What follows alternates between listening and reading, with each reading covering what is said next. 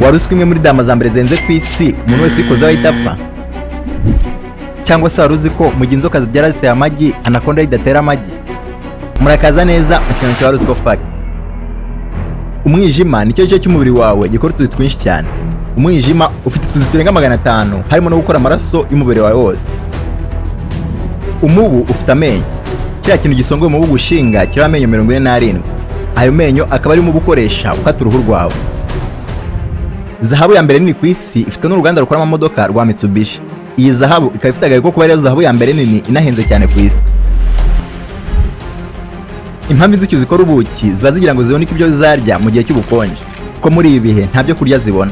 Akaba ariyo mpamvu ubuki bwuzuyemo intungamubiri nyinshi cyane.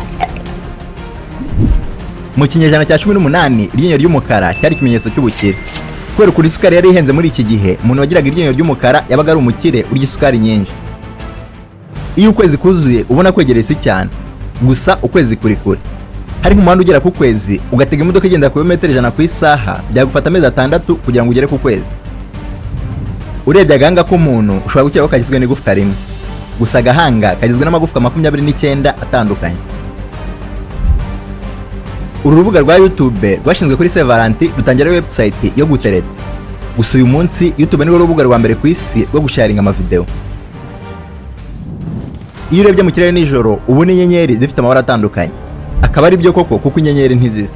Ibara ry'inyenyeri riterwa n'ubushyuhe inyenyeri bifite. Inyenyeri ishyushye cyane ni y'ubururu igakurikirwa n'umweru, umuhondo, orange, umutuku hamwe na brown. 99% by'ibinyabuzima byose bibaho biba mu nyanja. Twe n'ibindi binyabuzima byose uzi ku butaka tugize 1%. Ibyo bigatuma inyanja ziba ahantu hambere hatuwe n'ibinyabuzima byinshi mu isanzure ryose. Igice kinini cy'umubumbe w'isi gihora mu mwijima. Ibi bikaba biterwa n'uko isi igizwe n'amazi 70%. Byibuze inyanja ifite indiba ya kilometero 3. Gusa umwijima w'inyanja utangira muri metero 100. Ibyo bigatuma igice kinini cy'inyanja gihora mu mwijima. Hope Diamond niyo diyama gatatu ihenze cyane ku isi. Gusa iyi diyama ifite amateka y'uko umuntu wese uyikozeho ahita apfa. Bikaba bivugwa ko iri buye ryavumwe n'ababanje kuritunga kubera ibyago n'amakuba bahuye nabyo. Uyu munsi hamaze gupfa abantu barenga 13 kubera diyama.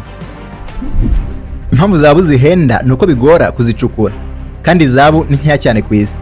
Kugira ngo ibi byumve, zahabu zose zacukuwe kuva ikiremwa muntu cyabaho zakwirwa muri pisine 2 gusa. Naho diyama zo usibye kwa zigorana kuzicukura, diyama bimaze imyaka irenga biliyoni. Ubwoko n'ubunini bwayo nibyo bigena agaciro kayo.